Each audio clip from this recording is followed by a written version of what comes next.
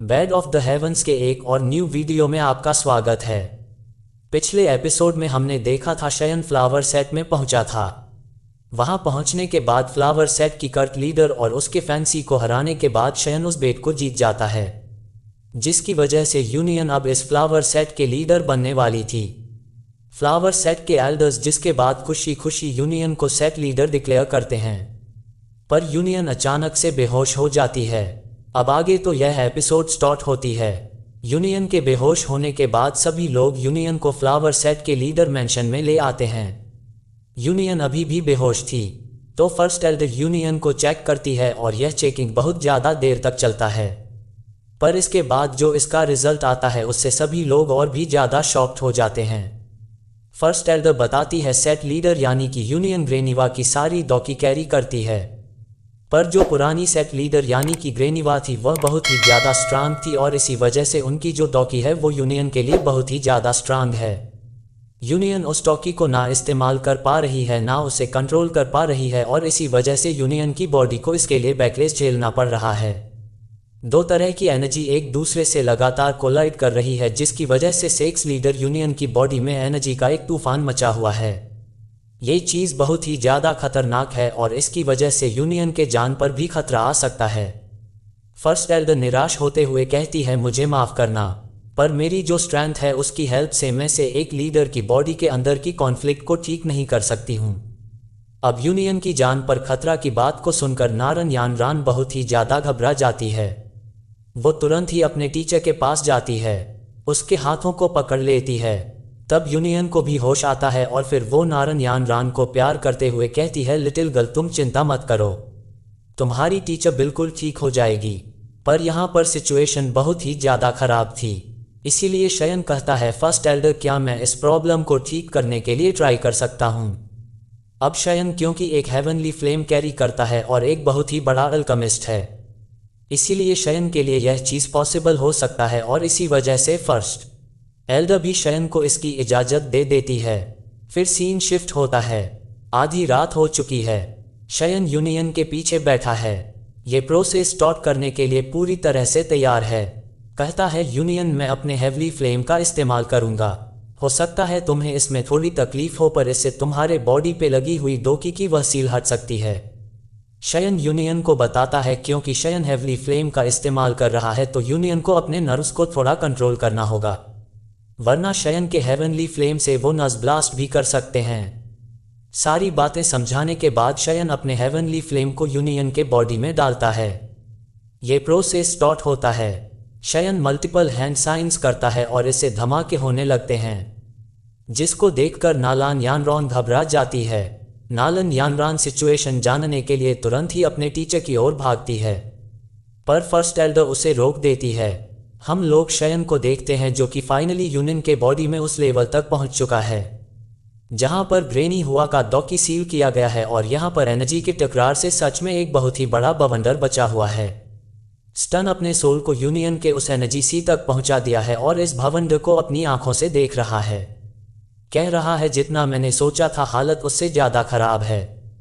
पर वैसे ही हम देखते हैं ये जो भवंडर है उसके अंदर से और एनर्जीज आती हैं और शयन जो कि यूनियन के एनर्जी सी में एक फॉरेन एनर्जी है उसके ऊपर अटैक करने लगते हैं। अब ये चीज़ देखकर शयन अपने हेवनली फ्लेम्स का इस्तेमाल करता है और अपने एनर्जी से एक चाबुक बनाकर शयन के ऊपर अटैक कर रहे एनर्जी के ऊपर अटैक करता है, उन्हें हटाने लगता है।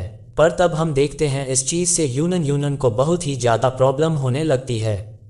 शयन रियलाइज करता है कि अगर यूनियन के बॉडी के अंदर वह अपनी स्ट्रेंथ का इस्तेमाल करेगा तो यूनियन को और ज़्यादा तकलीफ होगी और उसकी हालत ख़राब हो सकती है, मतलब वह अब फोर्स इस्तेमाल नहीं कर सकता है। अब जब ये बात हो गई है तो वो जो सारी एनर्जीज शयन के सोल के ऊपर अटैक कर रहे हैं, शगन उनसे बचने के लिए इधर उधर उड़कर भागने लगता है।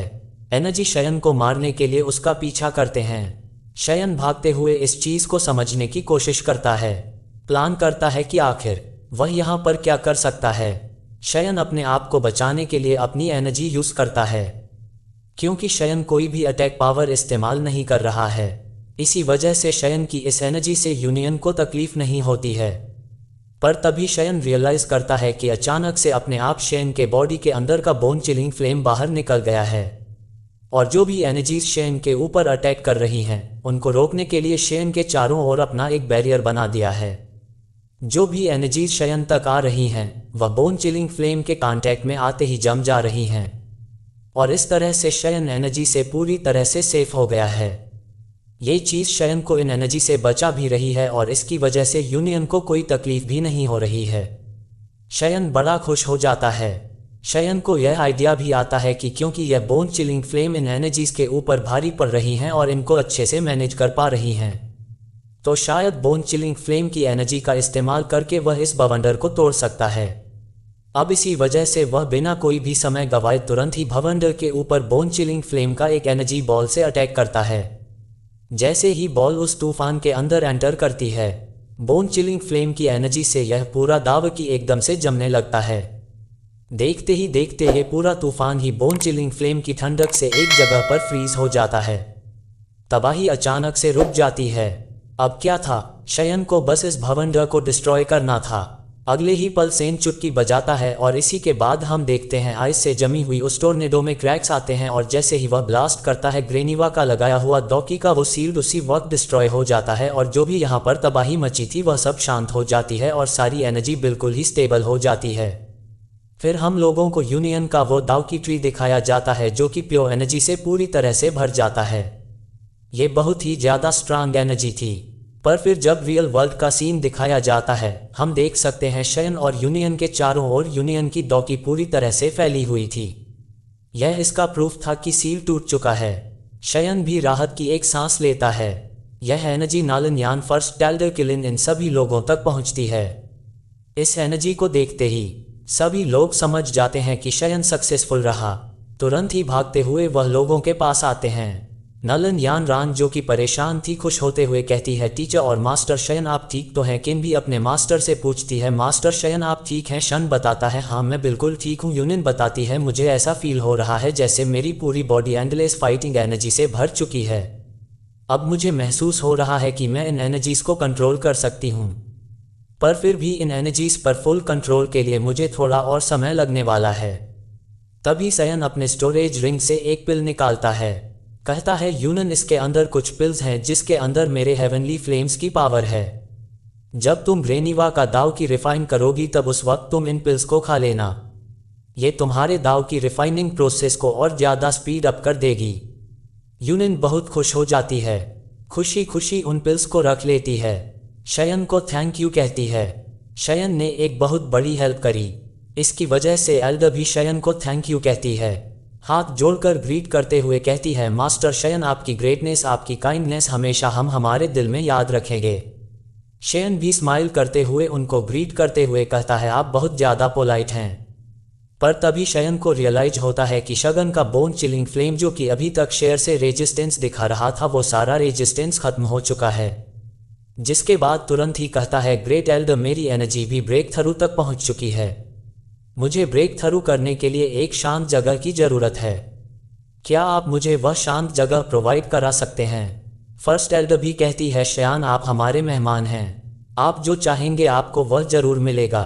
मैं उस जगह का इंतजाम करती हूँ।